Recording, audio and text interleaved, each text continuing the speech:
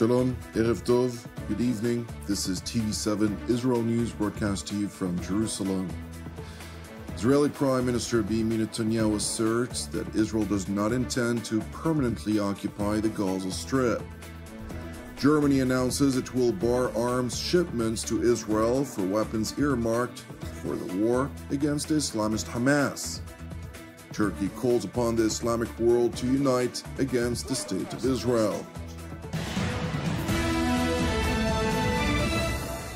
Israel does not intend to permanently occupy the Gaza Strip.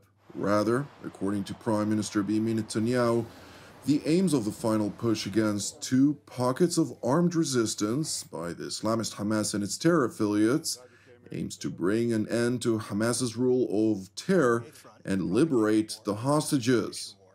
No nation can accept a genocidal terrorist organization, an organization committed to its annihilation, a stone's throw from its citizens. Our goal is not to occupy Gaza. Our goal is to free Gaza, free it from Hamas terrorists. The war can end tomorrow if Gaza, or rather if Hamas lays down its arms and releases all the remaining hostages. Gaza will be demilitarized. Israel will have overriding security responsibility. A security zone will be established on Gaza's border with Israel to prevent future terrorist incursions. A civilian administration will be established in Gaza that will seek to live in peace with Israel. That's our plan for the day after Hamas, and let me summarize it. 5 principles for concluding the war. 1, Hamas disarmed. 2nd, all hostages freed.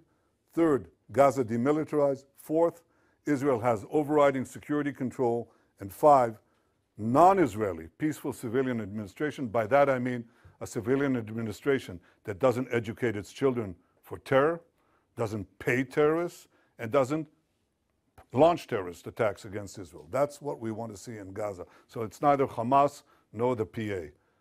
That's our plan.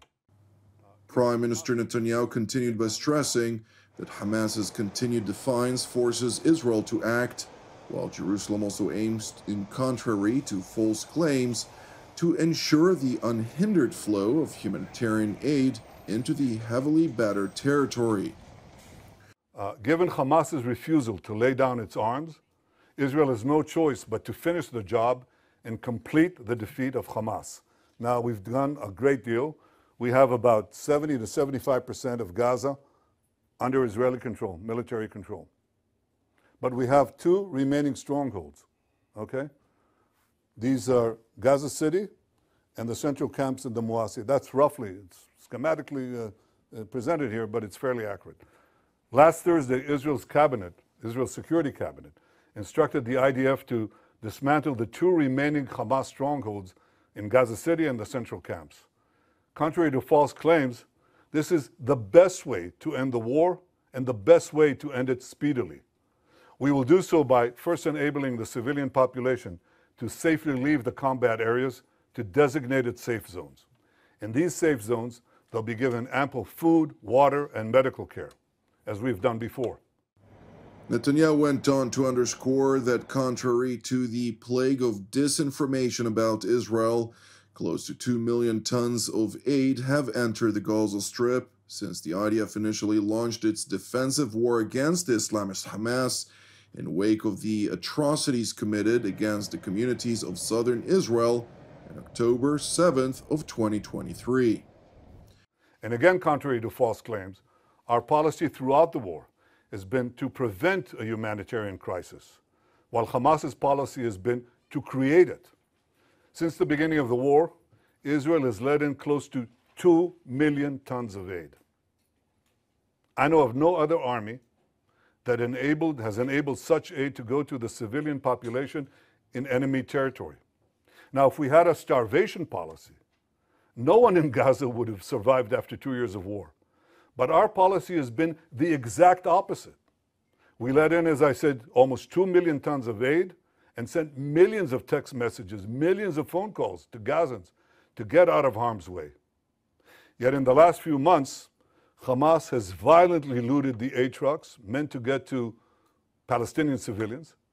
They deliberately created a shortage of supply. And the UN consistently refused, until recently, to distribute the thousands of trucks that we led into Gaza through the Kerem Shalom crossing. So there are problems. We've had tons of uncollected food rotting on the Gazan side of the border because the UN was and still is unwilling to deliver all of it. In a concentrated effort to further alleviate the suffering of the non-combatant residents of the Gaza Strip, a three-point plan is being formulated. First, designating rather safe corridors for aid distribution. You can drive trucks there and you'll be safe. Second, increasing the number of safe distribution points managed by the Gazan humanitarian foundations. And three, airdrops. That's airdrops done by the Israeli Air Force, and we're inviting others to join us. The result has been a humanitarian surge, which we're coordinating with President Trump and his team, and hundreds of trucks have gone in recent days. This is preventing hunger, but it's not prevented the global campaign of lies that we have all witnessed. So in Gaza, despite Hamas's obstacles, 2 million people are now getting access to humanitarian aid. But I'll tell you who isn't. The only ones that are being deliberately starved in Gaza are our hostages. Meanwhile, in New York, the associate spokeswoman for UN Secretary General Antonio Guterres relayed a statement in which the leader of the world body urged Jerusalem to alter course. Alongside the United Nations, which has adopted a political stance vis-à-vis Israel, many European and Western-oriented governments have condemned Israel's intentions, with German Chancellor Friedrich Merz going as far as announcing that Berlin will now bar arms shipments to Israel that are earmarked for use in the war against the Islamist Hamas in the Gaza Strip. Die Bundesregierung, die Bundesrepublik Deutschland steht seit 80 Jahren fest an der Seite Israels. Daran wird sich nichts ändern. Wir werden diesem Land auch weiterhelfen, sich zu verteidigen. Das haben wir ausgeweitet. Aber wir können nicht Waffen liefern in einen Konflikt, der versucht wird, ausschließlich mit militärischen Mitteln jetzt gelöst zu werden, der Hunderttausende von zivilen Opfern fordern könnte, der eine Evakuierung der ganzen Stadt Gaza zur Voraussetzung hat. Wohin sollen diese Menschen gehen? Das können wir nicht, das tun wir nicht und das werde ich auch nicht tun. Interestingly enough, while Western nations condemned the Israeli government for its anticipated offensive, the finance minister of the Netanyahu government, namely Bezalel Smotrich, has called on the Israeli prime minister to reconsider this plan, insisting that it is too lenient and that it would not produce a decisive victory against the Islamist terror groups in the Gaza Strip.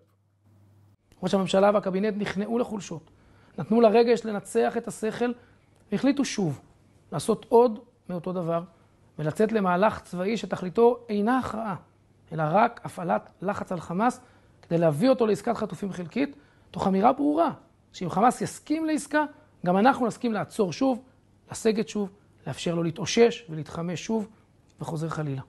ככה לא מכריעים, ככה לא מחזירים חטופים, ככה לא מנצחים מלחמה.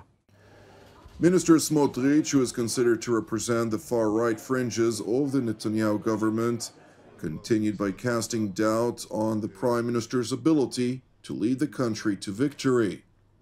איבדתי את האמון שראש הממשלה יכול ורוצה להוביל את צה"ל לשם.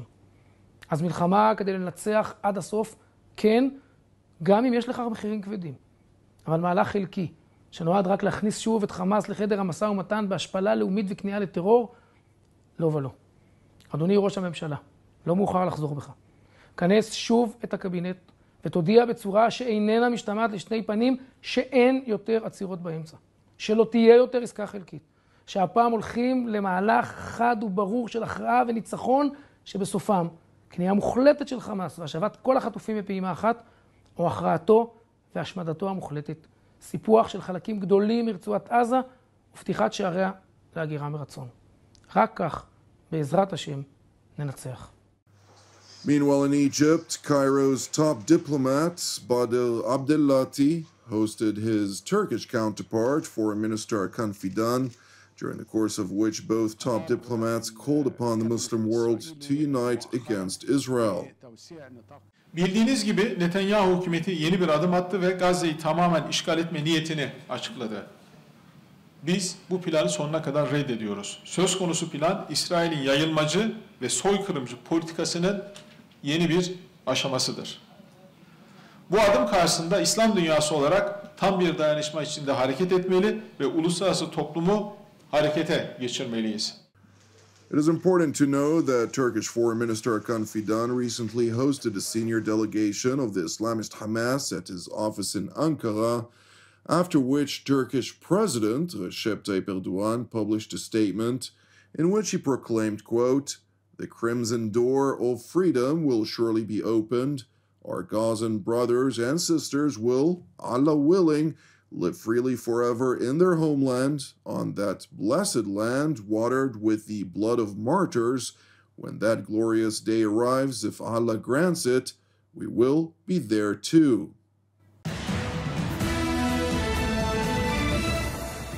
Thank you for watching TV7 Israel News. Please continue praying for the hostages in Hamas captivity.